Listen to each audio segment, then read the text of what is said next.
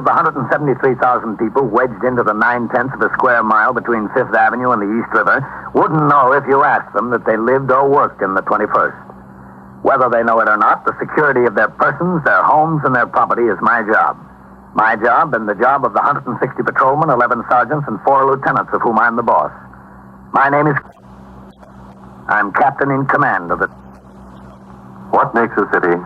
Not buildings, not subways, not business. People make a city. From dawn to midnight, from midnight to dawn, people will pour their lives together and stir up a city where even love can lead to death. You ass interrogator, you bring it out of my face. It's gone. What are you doing? What are you doing? Come on. That is not paid for by them. That is paid for by the people of Detroit. You might be qualified, ML. I'm not qualified for this job. Let me tell you something. You want to go right now? Okay? You want to go right now, Al?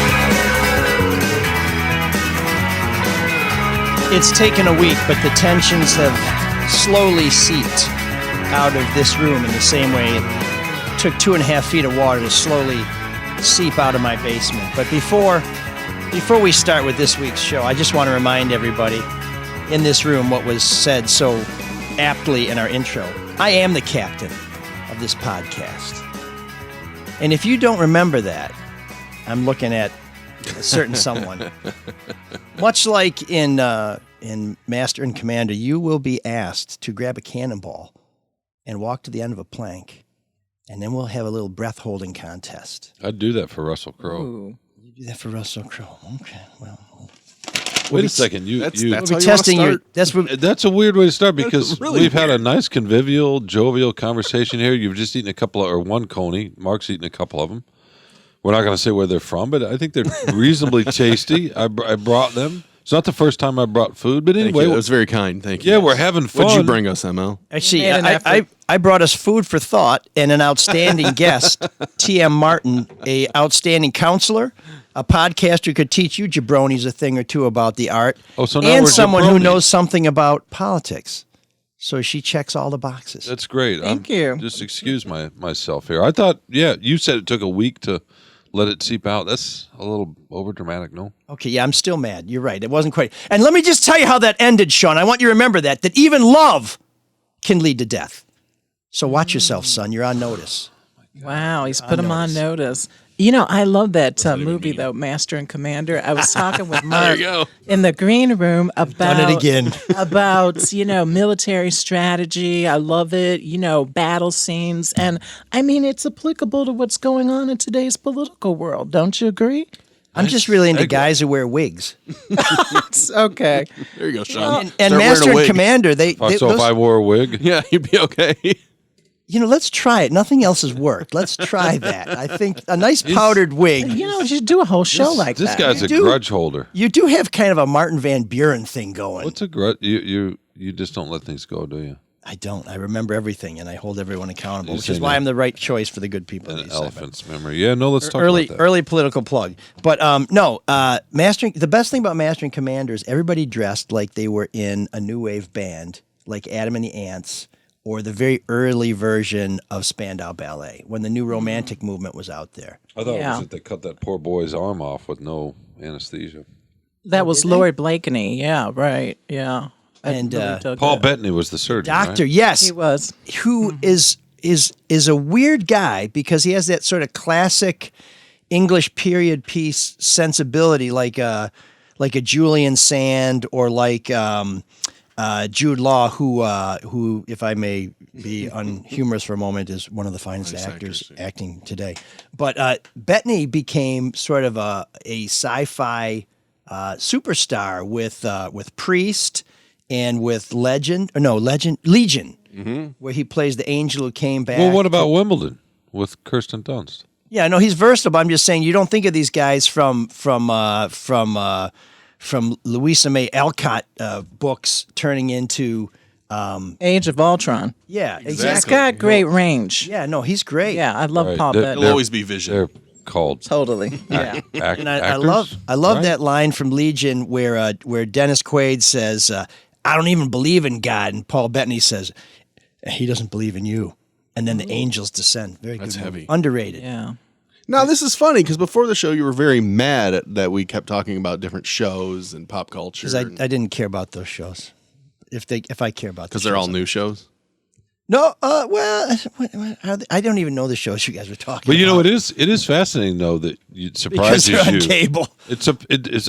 Maybe you guys can help me out here. It is fascinating. It surprises you that an actor could play one part and then go over here and play another part. Pretend to be something and then pretend to be something else. So Crazy. that's I guess 'cause I see the shock there. He's Whoa, not, whoa, whoa, he's whoa, not whoa, thrilled whoa, with whoa, your whoa, comment. whoa, whoa, hold on. So Paul Bettany isn't really an angel? No.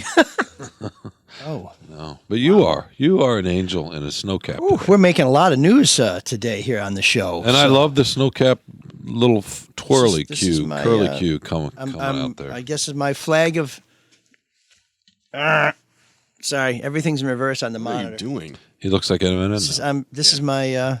my By the way, has anybody City of tried Detroit Eminem's flag. new That's spaghetti? City of Detroit. No, because I'm not 8 years Oh, old. you said the M&M? Yeah, the new spaghetti place. Has Mom anybody tried spaghetti. that? Mom No, spaghetti. I want to try it. I was thinking about bringing you guys some, but I ran out of time. Plus, the lines are so long to get it because it's so hot, and it's gotten great reviews in terms of the taste. All right, I'll be that guy. You had it? Do you really want to try it? I do. Really? Yeah, I want to Why try not? it. Because it's spaghetti. Well, no, but the thing is, Mom's spaghetti. if it's authentic mom spaghetti, the whole point of that line in Eminem is mom spaghetti is he was basically saying life is terrible and mom spaghetti's terrible because we're so broke. Mom spaghetti, I think, in his life was probably noodles and ketchup. I thought you just threw it up. But yeah, you're right. Yeah, so why would you want to have anything inspired by his? Because, you know, before I was known for other stories, I was, and I continue to be the So world's we've heard. foremost expert on the early life of Eminem. That didn't take too long, Mark. You can find that at go to salon.com, Eminem's Dirty Secrets. But Were you a consultant on 8 Mile? I was not. But Okay, I should have been. He is But 8 I Mile. did. I did. When's the hang out Marshall on Suture 8 Mile coming out? for a little while? That's a good one, Mark. That is a good one. That's not a bad one. Are you going to go walk 8 Mile and write about it? But I interviewed D'Angelo Bailey, the guy who beat his ass when he was in middle school. Really? Yeah. So, but what I'm getting to, and I don't know how I got to this. Cyrus, take us. His music is largely autobiographical, and I wrote about this for a paper with which I have a long relationship. It was. I did not know him that well, but I was fascinated to go to the court record. And Tracy, you'll appreciate how court records actually can provide some backup for when people make grandiose claims that Marshall Mathers III, his early music and probably his music today, could be backed up almost at every turn by public records that showed his mom did file a lot of lawsuits. He did get his ass beat in middle school. So Mom Spaghetti, if it's as accurate to his life story as his music is, I have no interest in Mom Spaghetti. Exactly, yeah. Aw. Why? Because it probably tastes like Chef Boyardee. No, it's Yeah, a. but It's, you no, don't no, no. know. Don't knock it till you try Well, not it. only that, it's a metaphor for being authentic. So that means you're going to. Yeah, but I'm saying if it is authentic, it's booty. It's no good. No, if it's authentic to what spaghetti is, not to necessarily. You see what I'm saying? See the difference? here? ML, You're defending with bad you. spaghetti now? No, I'm saying I know what you authentic to mean. what the idea of spaghetti is. And then that it's very simple. Who knows? He might be making his own pasta, or at least importing a good dried pasta from Italy. He was actually serving. Yes. He was there serving customers. Eminem was out of the window, out of the alley. And by the on way, big where is grand the opening. spaghetti? You said you thought about bringing it. Yeah, I ran out of Well, time. I thought about bringing conies, and then I went and got conies. But you know, you guys could have me Now you're back next attacking time, the and I could guests? bring the mom spaghetti. How about that? When is Debbie Mathers going to sue for using her likeness? Oh, poor right? It's mom's. But Mark, you said you get it. You get what? No, I know what he means. If it's authentic to Eminem, it's not going to be very good spaghetti. But if it's authentic to spaghetti, it'll be fine. Well, we'll see. It's just spaghetti. Okay. People wow. sure were lined up to get it, though. I've never missed Matt Jennings so much in my life. It's just Professor, you're well Thanks a lot, remembered. Mark. So, I want to tell you about a friend of mine, Amy O'Brien, her dad's car shop. It's not like spaghetti is bad. This is a really good place. It's Roy O'Brien Ford. Amy O'Brien, the O'Brien family. This is the dealership that was started by their father, Roy O'Brien, at 9 Mile and Mack in St. Clair Shores 75 years ago. They are still going strong. If you're looking for a new ride, services, repairs, or even a top-notch oil change, They'll rotate your tires. They'll wash the car. They're all this great stuff. You can go to Roy O'Brien Ford. If you, I don't know, you want to buy a car, you want to lease a car, maybe you want to trade in your car. Maybe you're thinking, I don't know, let's just see what they got on lot, new or used. Go to royobrien.com. You can see their whole inventory there. You can see all the great deals. You can go to Fast Track, which lets you choose your vehicle. You can see whether you want to lease it, finance it, or pay cash, get the value of your trade-in, apply for financing. And when you make that deal, you can go ahead and schedule delivery of your new ride. To find out more, go to Roy O'Brien, that's ROYOBRIEN.com, or call 888-566-5851 and let them know that ML Soul of Detroit sent you. And no spaghetti. There's a very nice coffee shop nearby. And I think of Buffalo Wild Wings. I love Fords. Yeah, I've got two Fords. We got a 2014 C-Max and a 2007 Ford Focus with 132,000 miles on it.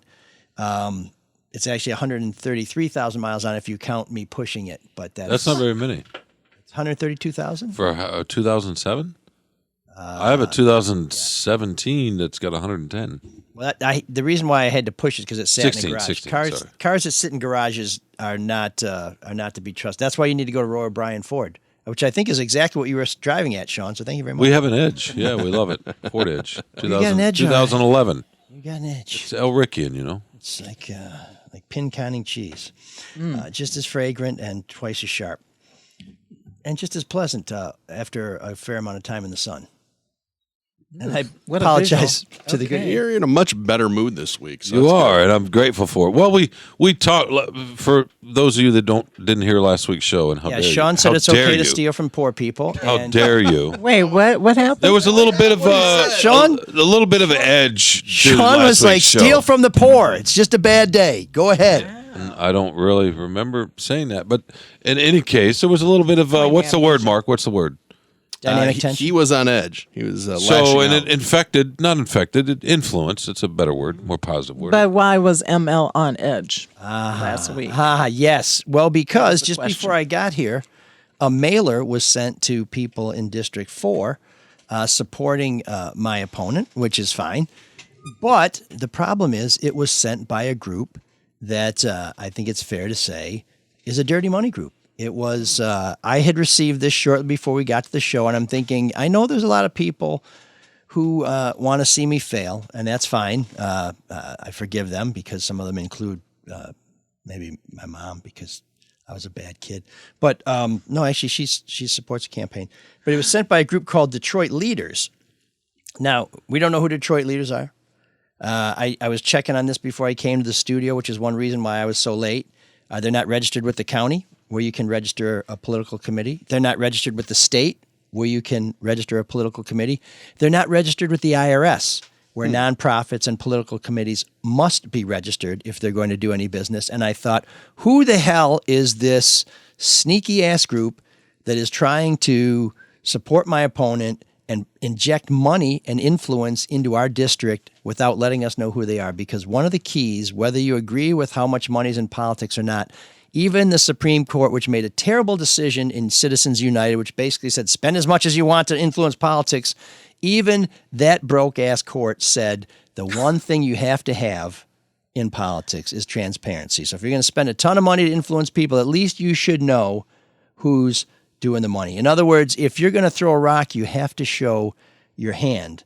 And so with the help of some friends who are very smart, and who share my passion for investigations, we were able to determine later that day, after my blood pressure had lowered from this very sacred room, that Detroit Leaders is actually a group called Save Detroit Jobs, which was created in 2016 and was created to help support Detroit benefits proposal.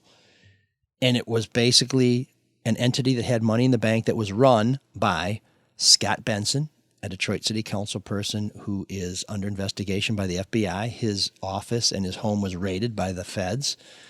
I busted Councilman Benson many times when I was at Fox 2 for other less nefarious endeavors than potential public corruption. Such as what? Such as not filing campaign finance reports, having some spotty financial dealings in the past. Boy, there were quite a few. I forget all of them, but suffice to say, he's not a big fan of mine. But probably the biggest one was that the other person involved in Detroit Leaders, Carol Banks, is his chief of staff. And I exposed that Carol Banks, while she was being paid handsomely to be the Detroit Public School System's ombudswoman, was also being compensated decently by the city of Detroit to be Scott Benson's part-time chief of staff. But in fact, she was doing neither job during the hours which she billed both employers for her work. I remember that story. And my story resulted in her dismissal from the Detroit Public Schools. And Councilman Benson, rather than saying, oh my goodness, I didn't know that this person was unscrupulous, how could I give taxpayer dollars to someone who doesn't do what they said they were going to do in the service of the people of Detroit, actually increased her hours and basically tripled her pay, even after knowing she was not the most conscientious public servant. And Emma, I got to jump in here, though. So they want to get me. Well, one at least now I know where it's coming from. Yeah, you know where it's coming from. Carol Banks. So, as I understand it, her home got raided by the feds recently, and she had some interesting lawn had signs. A lawn sign supporting your opponent. Yes, Deadline Johnson. Detroit reported that. Yeah, and so, as I understand it, Letitia Johnson has been out there disavowing the whole thing.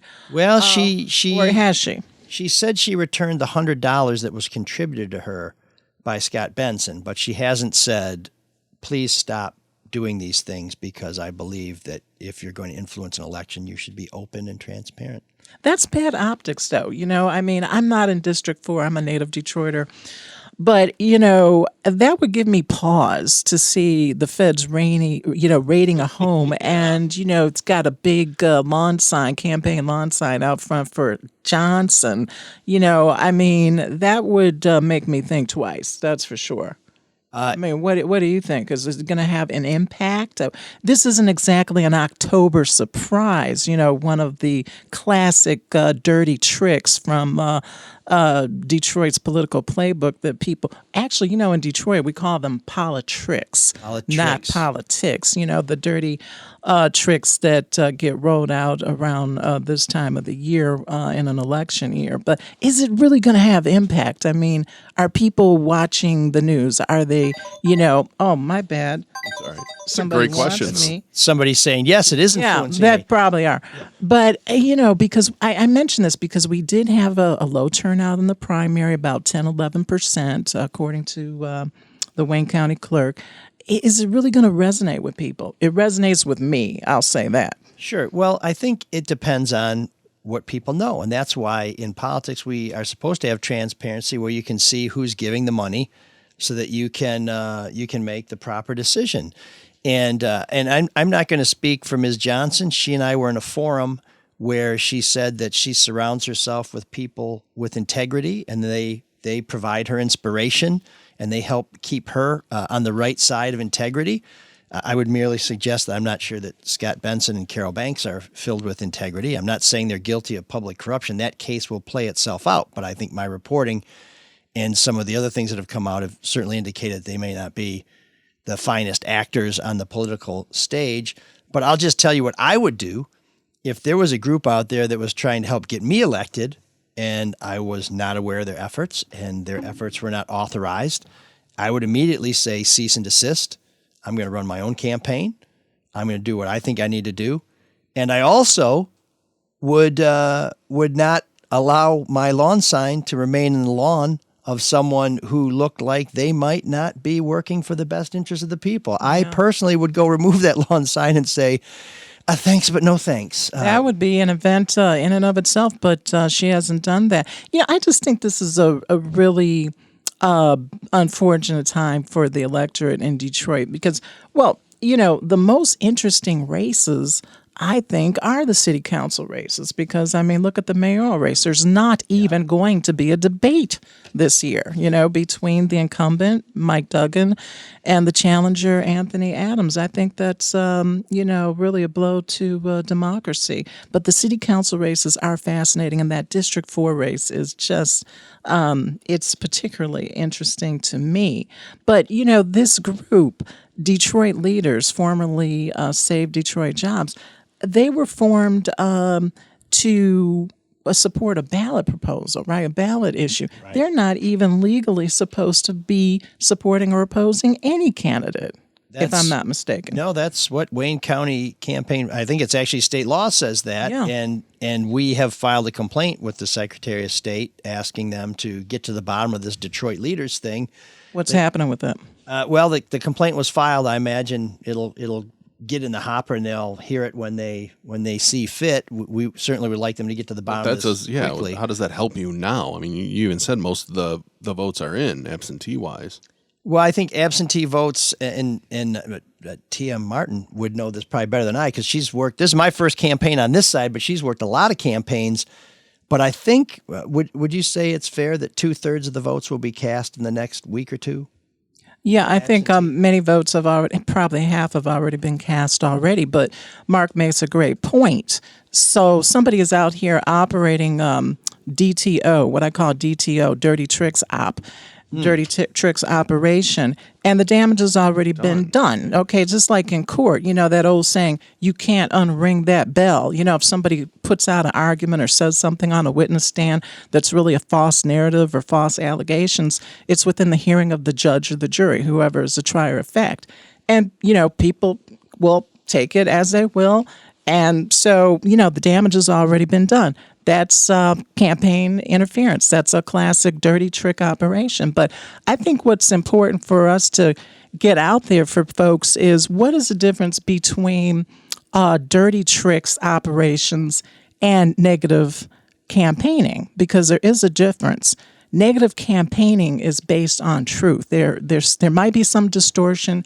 There might be some slight misrepresentation, but there's a kernel of truth in there. That's what negative campaigning is, and it's legal. That's why it's works completely too, right? legal, because there is a little truth in there. Exactly, Sean. And people will say, "Oh, I hate these attack ads, these negative attack ads," but they eat them up. But dirty tricks operations are illegal. They're highly unethical, and they are false, but they are used time and time again to maximum effect, especially in this age of advanced technology using social media. It makes dirty tricks operations faster, cheaper, and easier to detect. And that's what, candidates such as yourself have to deal with in this day and age. And it's tough. It's tough. So you've, got to push back. I mean, what have you been doing to push back against some of this stuff? Sure. So, we're running a entirely positive campaign. Oh, great. We're not even talking about my opponent, although I will say that she's got a couple of fantastic ideas, which I really appreciate because she got them from me. So, okay. Those are some of the really good ones. That's a classic too. Well, okay. we were at a forum where she was talking about clawing back benefits given to developers who don't live up to their end of the bargain. I thought, Sounds familiar. That's genius. In fact, I know where you heard it because I was sitting next to you when I said it, and it's on our website, but it's not on yours. But whatever, talent borrows, genius steals. So we'll leave it at that. But we're just doing our thing. But occasionally you have to take a side tour and investigate some of these things. I have been fortunate to be supported by a lot of unions, and one of the things that I found fascinating is not only after looking at this mailer, we found out later that week that the campaign, the Detroit Leaders, was also putting out lawn signs in the neighborhoods. And one of the things that was really funny, not funny to me when I looked at them is, as you know, TM, in Detroit, if you're putting out material that doesn't have a union bug on it, meaning a stamp that shows it was printed by a union shop, you are in big trouble. Big trouble. I mean, this is the arsenal of democracy here. I mean, that, I've helped many a candidate and a campaign design campaign literature to maximum effect. And you're right. I mean, that union book has got to be on there. So what is the deal with this? Is it a fake union book? So these signs have a little purple oval at the bottom of them that if you're driving by, you might say, well, there's the union bug. But as we noticed when we went up close to them, and we were able to examine a lot of these because people were saying, I never told anybody they could put that in my lawn. Wow. So there's that. But yeah, there's a fake union bug. So not only are Detroit leaders kind of a bogus group, not only is their incorporator, a big Republican guy, which I think is probably not all that popular on the east side, but the material they're putting out includes a little deception for folks. So these are the kind of things. Now, it's not a violation to have non-union signage, but it is just another indication of how sketchy some of these groups are. And so we got to the bottom of that, and Deadline Detroit and the Detroit News reported on it, and I thought that was great. But that doesn't even come close, though, when I look at that on screen, the union book. I mean, even if you were, it's so small, it's like you said, if someone was driving by, they wouldn't notice it. Right, but, exactly. You're kind of like, okay, cool. But union people do notice this. Oh, yes. And totally. all of our campaign T-shirts, union made in America, we're pretty meticulous about that. But then, we kind of get to the bottom of this, and the media exposes some of the chicanery, which I thought was great. But then on Monday, a new mailing came supporting my opponent from another group, Opportunity for All Michigan. Well, let me tell you a little bit of what I know about Opportunity for All Michigan. Yeah, so I don't know anything because they're not registered with the state. Wow. They're not registered with the county. They don't show up on the IRS nonprofit entity. So you know nothing about them? Well, I'll tell you what we do know. They're from Grosse Pointe. And there's been some chatter that, I'm a candidate supported by who and what and whatever. I'm like, well, I ain't got nobody from Grosse Pointe putting out mailers on my behalf. So Joe had it up on the screen, and that was the first thing that jumped out to me is the return address being not from Detroit. Right. So if you're watching us on Facebook Live, or if you're watching the replay on Facebook page ML no periods Elric, you can see this. And it's from Grosse Pointe. Detroiters traditionally don't like that, though. This interference from outside forces, and are they using the same colors as the candidate? The same? No, she's blue and yellow. She might call it maize because she's from she's a graduate from the University of Michigan. But, when you look at this ad, if I was investigating this, and hopefully the state will, because we'll be filing a complaint about this one for a violation of the Campaign Finance Act, there are 5 people who have provided testimonials, 3 of whom I've busted. But really? So which 3? This may be another payback thing. Brenda Jones, I busted her for insisting that businesses hire people from Detroit when she herself doesn't hire people from Detroit. Wow. When you hear that clip at the beginning of the show, that, where she says, maybe I'll hire you. I'm like, I'm not qualified for this job. Yeah. She wanted to hire me as her spokesman, so I was just having some fun with her. But not only did she acknowledge she doesn't hire all Detroiters, but she said sometimes Detroit doesn't have the skills that you're looking for. I'm like, excuse me? I don't think that's true. Then there's Tanisha Yancey, who's like my opponent, a protege of Brian Banks, who has a couple of felonies on her record. She's lived a pretty clean adult life, but when she was coming of age, she was a pretty wild child. Bernard Parker, never busted him. Stephanie Chang, never busted her. Alberta Tinsley Talabi, busted her many times on some issues. She wasn't paying property taxes. She had a family home that she didn't want to fix up, and by the way, it got a lot of federal aid to help fix it up. She shifted its name into a corporation that turned out to be a shell corporation. And it later came out that when one of her staff members was convicted of federal charges, the feds said, yeah, we believe that that Alberta Tinsley Talabi's involved in that, but we just didn't charge her. Yeah, I remember that because she mysteriously did not run for office again. And people wondered about that. And so, that oftentimes when you hear of a politician not seeking office, there's a reason because somebody That's what put it happened to with them like, Andre Spivey. you better not run again, or else, So something's going to happen. I'm not saying Alberta Tinsley Talabi No, violated nobody's any saying laws, that. But the feds did. I mean, They did. They So, put that in some of yeah. their stuff on that other case. But curiously, she shows up on social media criticizing me a lot. So I guess what I'm saying is with these endorsers, some of them don't like me. So maybe that's why they participate in this mailing. But the bigger point is if you're there's no trying to doubt. figure out who's behind this group, talk to the 5 people and say, who asked you for a quote to put in there? We can find out, investigative agencies can find out who Opportunity for All Michigan is.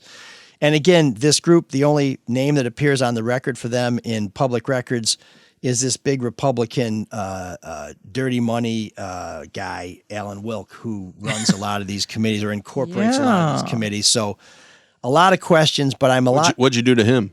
I told the truth. I'm a threat to everybody who does business like this. Okay, I want to ask They you do this, not though. want to So- see me get into office because they know that I oppose everything that's happening right here. But Emil, I just wonder, this is rather perfect timing, with all of these raids on City Hall and council members' homes and their staff's homes. And, oh, by the way, I understand the feds also paid an interesting visit to the Wayne County Clerk's office, too, Campaign Finance Division. They were looking for something. So, you've got this reputation as being a watchdog, an integrity guy. We're living in a state that isn't known for transparency. By the way, Detroit isn't either. So, I mean, the timing couldn't be more perfect for a candidate like you, for, voters like myself, the other members of the electorate who want to see some sunshine down there at City Hall. Maybe we need a city council member who is going to, keep everybody on the up and up because you did this, for a living as a Pulitzer Prize winning reporter, journalist. So I just think, back to what I was saying earlier, it's a sad day for Detroiters that, we're undergoing all of this public corruption and there's no representation in District 4 right now, right? Because Councilmember Spivey, he stepped down. He resigned. Stepped down after pleading guilty to a bribery charge. May I also add that he's, along with all those other things, quite handsome. Oh. And that never hurts a candidate, You right? really need to tell him You're that? talking about ML. Yeah. Yeah, he's a good-looking chap. Yeah. There you go. Doesn't hurt. We Yeah. may have a Good. truth in advertising Easy, problem here. easy on the eyes. But I think with good posture. obviously, my doctor told me to stop slouching. I'm the least objective person in the city on this subject, but I do think that when you have 4 council members under federal scrutiny, 2 of whom have had to resign because of financial improprieties, and you have a candidate that's running largely to help clean up City Hall as well as make life better in the neighborhoods, if that candidate doesn't succeed, it does feel like a statement has been made that we're okay with politics as usual. We're okay with the crew that's basically trying to stop me because either they're trying to get payback for exposing their wrongdoing, or they realize there's a threat to their way of life, and their way of life, quite frankly, is a threat to our way of life. What I just can't wrap my mind around is the low dollar amounts that the for feds the have, bribes? yeah, for the Yeah, bribes. yeah. I mean, that we know of anyway. A lot of times there's a lot more money at play, but that's what the evidence leads the feds to. But still, these dollar amounts are so low, and it makes you wonder, like, really? I mean, this is what you ruin your career for, and How many you careers really get ruined? damage your family. Well, you make a good point because some of these people, like Gabe Leland, who also resigned and he walked away with probation. After being involved in public corruption himself on the job, he's probably, going to hang out a shingle and become a political consultant. And maybe Reverend Spivey will too after he does his bid, whatever it's going to be. And to that point, Emily, you talk about how the electorate's saying, hey, we're okay with this kind of stuff. Don't most voters just, hey, as long as my trash is being picked up, the lights are on, my basement doesn't flood every time it rains, those real simple things. Do they really care? I think we're going to find out. I mean, I do think the electorate How do you- does how- care. okay, let me ask you a different way. How do you get them to care? When you go door to door, how do you get someone to say, look, this is what's happening? I think people do care, but I think people are so sick of this crap happening that you have a lot of disaffected voters out here. I myself am a disaffected voter. So it doesn't matter who's I'm an in there. independent. Yeah, I mean, some Gonna people are happen. like, screw this. Okay, I'm just not going to vote. And you saw that in the primary. I mean, traditionally, primaries have low voter turnout anyway. But this upcoming election on November 2nd, by the way, folks, it is November 2nd. Not November 3rd. That's another political dirty trick where sometimes, an opponent will, change the date of the election and people, they miss the vote. But, yeah, I mean, they're disaffected voters out here and they just say, screw it, I'm not even going to vote. And that's on local elections and national elections. I mean, you saw that in 2016. Frankly, you saw it in 2020. Hey, is anybody going to go to POTUS's press conference at 3:30 today and howl President Biden's in town? You can go. Yeah, no, No, I'm not.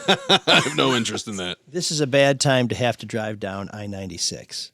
Yeah. When you have these presidential visits, it just shuts down the highways. That's But- another political dirty trick on election day. Shutting down bridges. That happened for the gubernatorial election, I think, in New Jersey. The creation of traffic jams on election day. Your get out the vote effort. I guess you're really getting that get together. What, with 27 days to go? Yeah, no, we're doing. Any special events? We do have a big get out the vote rally that we're going to do on the day of the Michigan State football game. Oh, So cool. we got some stiff competition Blue. there, but that'll be the I knew I liked you. trying to stay positive here. But we're going to do that, I think, on the Saturday before the election. But we're knocking on doors. We send out handwritten postcards to folks. We do phone banking. You making them homemade spaghetti? Mom's Wow, yum, actually, yum. my mom's spaghetti is pretty damn good. Yeah? M&M would Secret be better off recipe? doing it. I think if I recall right, it was ragu. But something she does to it that made it good. That was mine too. Doctor up a little jar of sauce. Yeah, maybe throw a few onions in there. I've been watching your campaign, though, ML, Oregano. and I think that you're doing a great job despite, some of these efforts. And that shows that you're a threat. That's why they're getting out here and doing these things. Detroit leaders, formerly Save Detroit Jobs. So I think you just keep doing what you're doing, Detroit leaders in, what was it, the Opportunities for All Michigan. So, okay, they don't file. You file a complaint about it. Whatever happens there, happens there. But what happens to your opponent? I mean, it's almost like plausible deniability, right? I didn't know. Yeah, they put I out the mean, mailers. and- It does nothing. Like, and how does these it are- affect her? These are very nice mailers. it doesn't. They're, It benefits her. Yeah. they're very high This quality. is the problem with it. They speak very highly of her. They don't attack me, so I'm grateful for that. But this is money you don't have to spend to support your campaign, and that's a huge deal.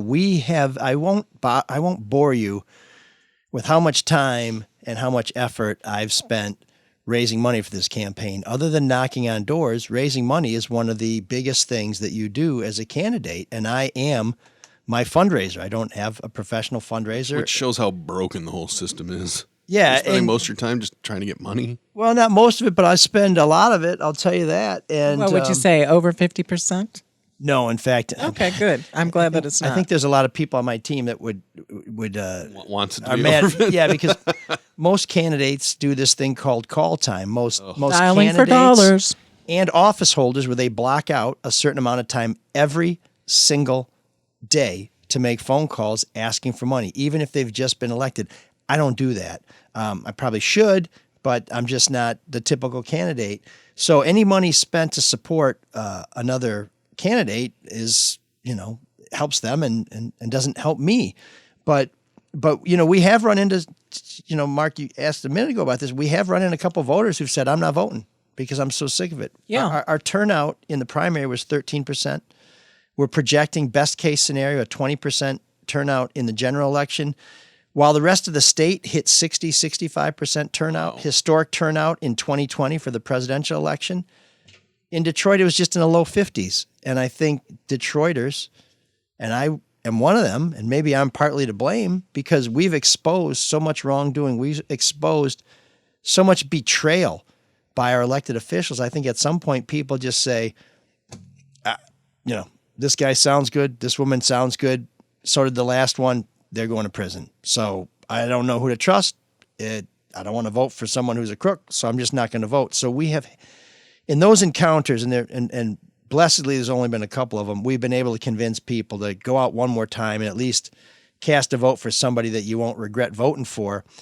But the best way to motivate people, the best way to get people to be engaged is by using the same tactics that I used when I was a union organizer at the Detroit Free Press, and that is one-on-one conversations with people. And when we talk to people, I don't ask people to support me.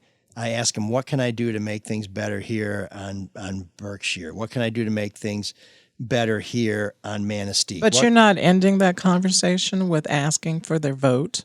Because you should be. Yeah, no, I know. And you have to ask for the vote. And I know people who go out there who say, you have to say, so can I count on your vote, or you're voting for me, right? And I'll just say, I hope I've told you something that can earn your vote. Well, and then we will ask them if they'll take a lawn sign. But I'm not good on the Detroiters hard like ask. to be asked for their vote because in the past there have actually been some candidates who've lost because when you poll these voters and you ask them, well, why didn't you support candidate A?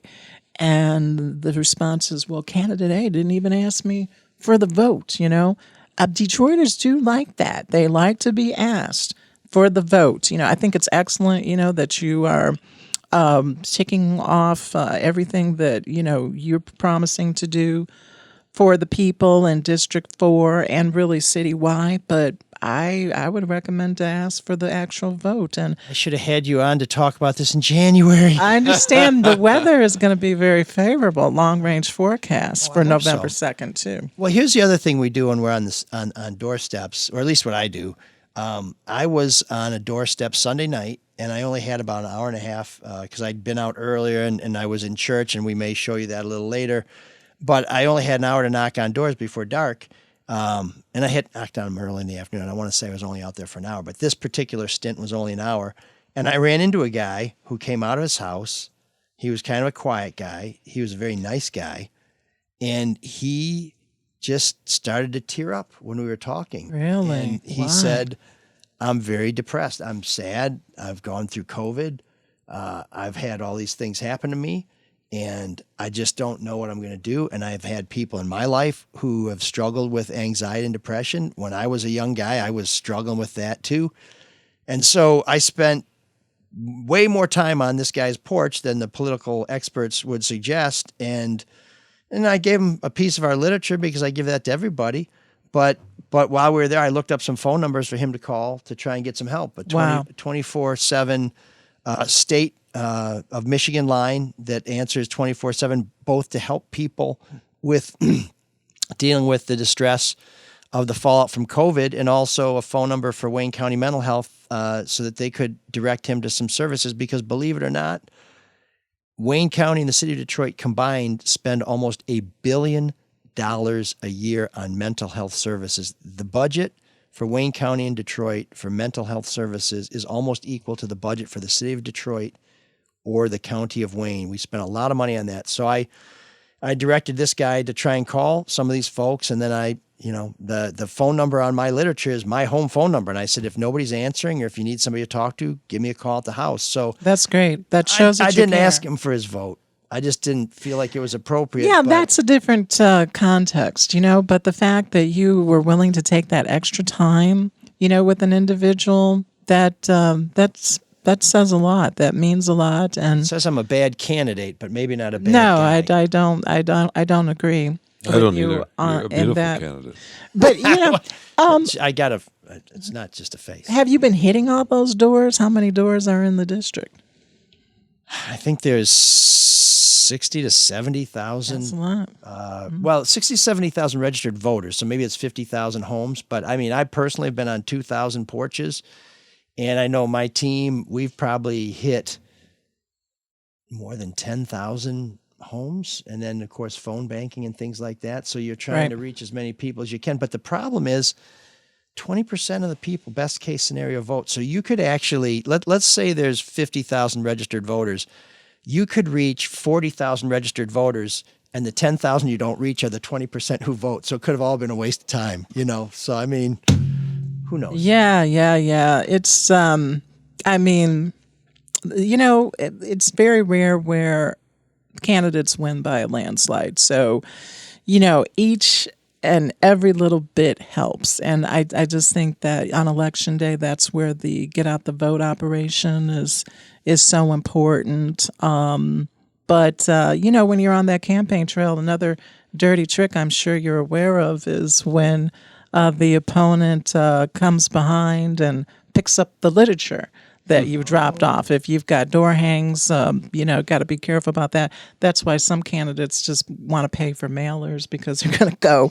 But then you got the snail mail problem, you know, with the post office. So you got to make sure that those get out early enough. And then, you know, the classic, pulling up the opponent's lawn signs. I mean, we had a hell of a time with that during the primary. I know I personally heard from, you know, one politician who was dealing with that in a city council race, and it happens, you know, every election cycle. What about you? I feel like you get caught on a Ring doorbell cam. Yeah, you know, pulling it up, you would think, you know. Yeah. Are you taking notes? I hope, by the way, Michael, Mental notes. through this session, Mental because notes. this is the big thing I'm taking away from this is I need to be a little more. Did you ever think direct of going negative?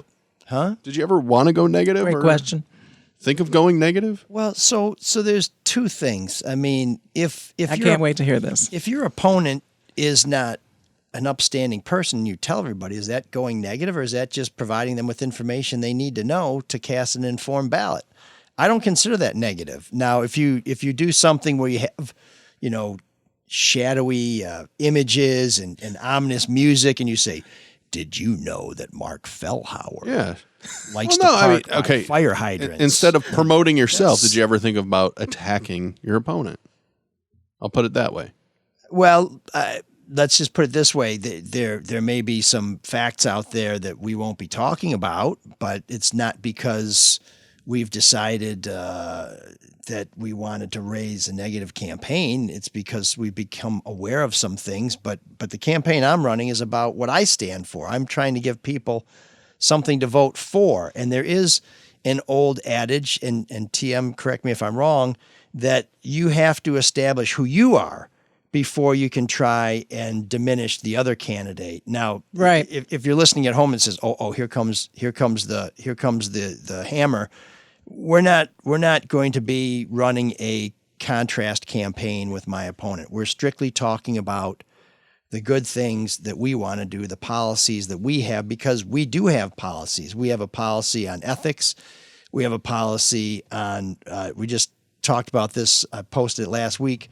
Mayor Duggan is talking about, and this cracks me up, our towing system is broken. We have all these contractors out there who keep bribing public officials. We can't get it right, so we need to come up with a new system. I'm like, no, stop. No more new systems. Stop private towing contracting.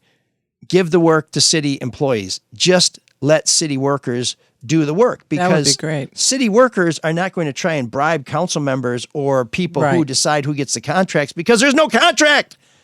You're just driving the truck. There's no profit in there. There's no benefit to beating the competition. There is no competition. Great. And then you'd have jobs. It creates jobs for the city, good union paying wages, benefits. And the other thing is, we've tried so many times to clean it up. It's just time to say we can't. In general, I'm against privatization, but specifically in this case, even if you're for privatization, how can you continue to try and do the same thing and not expect the same result? It's time to put an end to it. And by the way, towing kind of is a municipal function. If you have a broke-ass car that's blocking a city roadway, that's clearing the roadway. That's what cities do. It's not like... what do other cities do? Do they have private towing companies, or do they have their own city workers do it? I mean, I think there's a variety of them. I mean, other large cities, not like around here. Like Yeah, I mean, Chicago, New York. I don't know. Well, so Chicago used to have something. That's the best example for political corruption. Right. Well, but this shows you how these things work. Chicago had a thing called truck for hire. And this was exposed in the mid 90s, late 90s by a guy at the Chicago Sun-Times. And what truck for hire is the city from time to time would need trucks. Dump trucks, trucks to haul things, you name it, all kinds of trucks. But they didn't want to own a fleet of trucks because trucks are expensive. You have to maintain them, replace tires, parts, all that other stuff. So it makes sense not to own a fleet of trucks if you're not using them all the time. So what you do is you go out and you have a truck for hire program. And you say, well, we could use trucks between January and March for whatever. And this is the rate we'll pay. And if you have them, we'll rent them from you. And so I guess it all makes sense. Except that all the people who were hiring the trucks back to the city of Chicago were aldermen, were politically connected people, were people who were borrowing money so they could buy trucks and then making the trucks available to the city at an exorbitant rate, and then maybe not even supplying trucks sometimes for the contracts. It all became a big pass-through. It all became a big scam. And at least with towing, we know the towing companies are towing the cars because they tow the cars to the lots, and then they forgot to tell the owners of the cars that, oh, by the way, your car's been at our lot for 3 days, and by the way, it's $500 a day to keep your car at our lot. That's where all the money is in towing. So, look, even if you're a libertarian, and I tend to be somewhat libertarian in my views because I'm willing to let people do things that I wouldn't do myself as long as they're legal because I want to do things that other people might not like, and I believe in individual liberty. We don't need private companies to tow cars. And even if we thought we did, we have proven over the last 20 years that we have not figured out how to do this in a way that does not lead to rampant corruption. More city officials have gone to prison in the city of Detroit over the last 20 years because of towing than any other thing we do. Right. Detroit must do better. I mean, how much money is in towing? It's insane to think about it. The mayor of Taylor is in trouble because of towing. Exactly. But Chuck Rizzo, Clinton Township, went to prison because he met with a tower in part. Right. It's just enough. Suburb, city, everywhere. But to Mark's point, his question and your response, I mean, I think it's great that you have decided to adopt a positive campaigning tactic because there are some different dynamics in your race, with us being in the city of Detroit and you being a white guy and your opponent being a black female. I mean, that's kind of a it's a delicate That's an interesting tightrope to walk. Can I ask you this? Sure. What should he do to combat that, being a white man versus a black female? Does he even need to? Well, when you have that male-female dynamic, that political matchup, I think it's very difficult for male candidates, because you don't want to be too overbearing, to ball busting, if you will. Mm-hmm. And so I think I think your approach, you don't want to mansplain or, any other whatever, manspreading or whatever. So you are doing the right thing. You're maintaining the positivity. You are pushing back. And whoever's doing this Detroit leaders and the other group, they're entitled to the due process. There probably won't be a decision until after the election. But you're staying out there, staying positive. You're hitting those. I think you're ticking all the boxes and you're doing the right thing. But to go negative yourself, that could backfire big time. You don't want that. Well, we also have an advantage that maybe I'll be obvious in the way that I should be more obvious in asking, will you please vote for me? I'm the better candidate. I've got the policies. Now, she says that she's a better candidate because she's been elected. All kinds of stuff. Yeah, but what would you say? I saw an interview that she did on the Deadline Detroit website. She says she's the better candidate because she's been elected before. What has she been elected to? Some sort of board or something. It wasn't a major She office. served on the East English Village Neighborhood Association board. I serve on that board now. Okay. But she served on the Zoning Board of Appeals. But that's what it was. That's an appointed position. Okay. So, but, hey, listen, she's been active in my neighborhood. That's how I know her. We're both active in the neighborhood. but I know my way around City Hall. I get things done. I've raised a lot of money for charities and nonprofits while holding a very demanding full-time job. We've gotten results for constituents since I got into this race. When I was unemployed, I am unemployed except for this podcast, got a house torn down for an 80-year-old woman who'd been waiting 10 years for somebody to get that house torn down. We are the better campaign. You're the candidate of action. We have the experience, right? There you go. We're the problem solvers. And so, again, why did I ask you this again?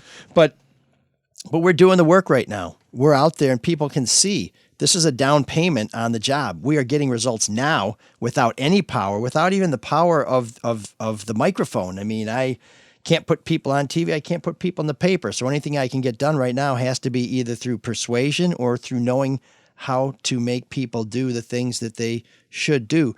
So I don't have to tear anybody down because I already feel like the results speak for themselves, but people will decide. Sadly, not enough people will decide.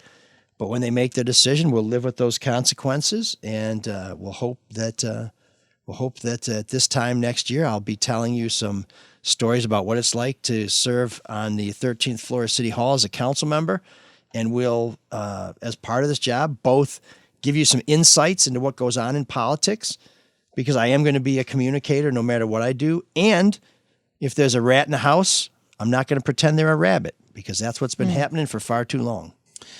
Well, some are of the mind that, and I'm quoting from this Deadline Detroit article by Violet Economova, who I've met before. I think she asked me for a quote once about these vigilante groups. And, I was the person who sued Detroit 300 because the allegations were that they kept a couple of my clients locked up in a they were stopping Detroit people precinct. on the street. I mean, they were basically giving them the third degree. Right. Well, they resurrected. That's a whole nother show. But in this article, Raphael Johnson, wasn't it?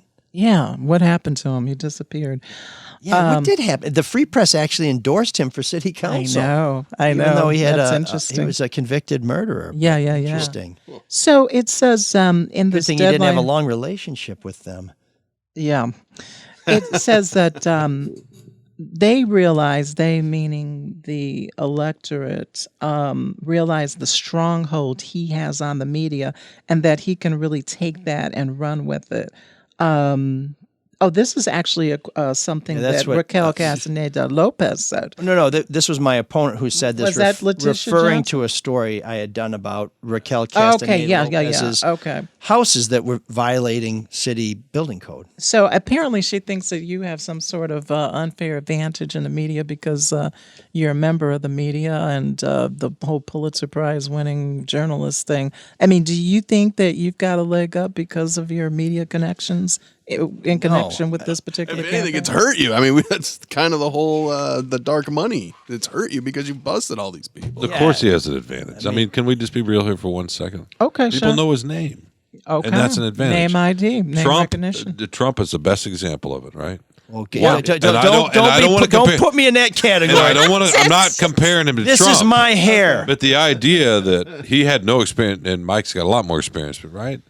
Name recognition gets you to a certain point, and then it's up to you to define yourself from there. But people know him. Excellent point. So I in a strange twist of fate, completely agree with Sean. The time I spent at Fox 2 elevated my profile. But here's the crucial part, and this is the part of what Sean said that I really appreciate and have come to learn. When people recognize me, and they don't recognize me at first because I'm not wearing a suit and because I'm not chasing after a crook, they'll go, "Oh, it's the newsman." But then they tell me, "I really liked how you went after people who were doing wrong." So it's not just they recognize me. Like, I think if Jason Carr, who sometimes is mistaken for me, was running for Detroit City Council, they'd be like, "I recognize you and you're kind of funny." They remember your work. But it's the recognition, and it's the recognition of the work. And so it is sort of, okay, I see the name, I see the face. But one of the things that we've been staggered by is how many people don't connect ML Elric with ML Elric Fox 2 problem solver. I mean, how many ML Elrics are there running around? I mean, it just aren't a lot of one us. is enough. Well, how do you know they don't connect that? I mean, Well, did because you they'll do the tell us poll? that. Yeah, they- because okay. we'll have canvassers who say they'll tell you the story. Lived on East Outer Drive for the last 22 years, very active in the community, blah, and they'll say, worked for the Detroit Free Press and Fox 2, and they're like, oh, yes, now That's the guy. Yeah, but I'm like, how isn't that the first thing? I mean, Because Fox, why would they associate you with where you live and all of that? No, but I mean, the name ML Elric, they don't associate with the newsman. It's got to be attached to. Because Fox 2 is the leading source of news for people in Detroit. Well, it's got to be attached to TV, right? Because let me make this point. If Jim Schaefer, who was at the time a reporter who he won the Pulitzer with, Right. had decided to run. Yeah, he used to be a working journalist. Nobody would. He's an editor now, right? Nobody would know, or very few people would know his name. It would not be the same as with because Mike. he's a print journalist. He's a print journalist, right. and he's on TV. Unless Mitch, right? Unless we're talking about Mitch. He does it all. Yeah, the difference is people tell me, I didn't realize you were that tall. They would not say that to... Right. And by the way, I know Mark's got to read over here, and we need to get to that. But can we save some time for this video, please? Sure, absolutely. Yeah, That's my request. I want to see that too. But I will tell you, name recognition is not as much of an advantage as I had thought. And my opponent has run for office 4 times in the last 7 years, so she benefits from quite a bit of name recognition as well. Man. But I think it certainly helped getting you to this point, right? That'd be my point. I would not be a viable candidate if people did not know the work I did. They know me because of the work I did, but I think the important point is also they know the work I did, not just who I am. And it's funny how I thought being known as a Fox 2 reporter would be more of a, oh yeah, but you almost kind of have to get people to say, oh, that I thought that was, it's not. Yeah, it helps to remind people on election day too, right at the polling places, having your people out there with literature and reminding them. This I is have the problem done that. solver. I have done that for candidates, and people will be like, oh yeah, right. They get it, and then they vote. They vote your way. Our campaign has Another evolved. good tip, please take it. Yeah, our campaign has evolved because the pictures that we had of me were really small on all of our literature. Oh, yeah, they got to be big, man. There was no connection to Fox 2 on there. It's just like, Pulitzer Prize winning reporter, it's just like, I don't know, but I mean, it's you learn a lot when you're doing these campaigns. A lot of it you learn very late.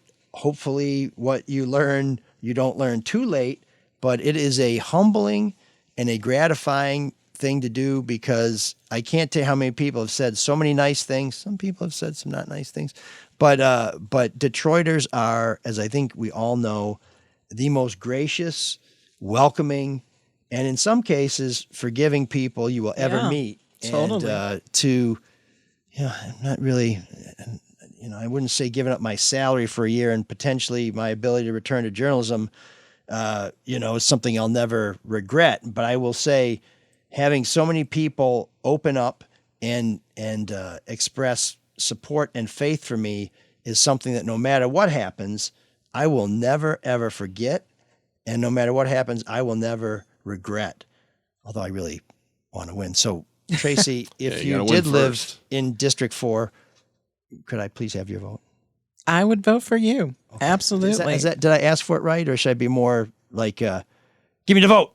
No. I like the first approach. Okay. Yeah. Humility. Yes, humility. And after Mark does a read, I'd like to, if we have time, to talk about some of the worst dirty tricks in politics that have happened locally in Detroit and maybe on a national level, because I think they're instructive and kind of entertaining. Yeah. We're all about dirty tricks. Okay. Yeah, and save time for the church, too. Oh, yeah. The church. We got to do that. We need to go to church. We can save that for next week. Well, we need to go to church.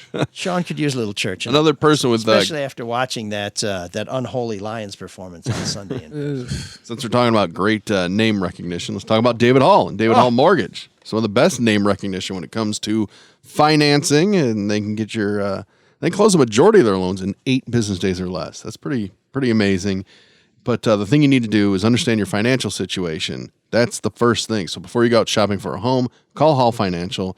Get your financing in place. You can check them out. Go to mlsoulofdetroit.com. That's the website at the very bottom. You'll see the little logo for David Hall Mortgage. You can click on that link to get started or call 248-308-5000. That's 248-308-5000. Please tell them that ML sent you. Once again, David Hall Mortgage, NMLS number 1467435. And speaking of people who have had signs go missing, the Caju Cafe has some of my signs. They do not have as many signs as they did when they started putting them out. But I'll just say this to anybody listening. I blame John. They do have a lot of cameras. Okay. Really? So you should be very Forewarned. aware of what you're doing out there on Caju Road in Minneapolis.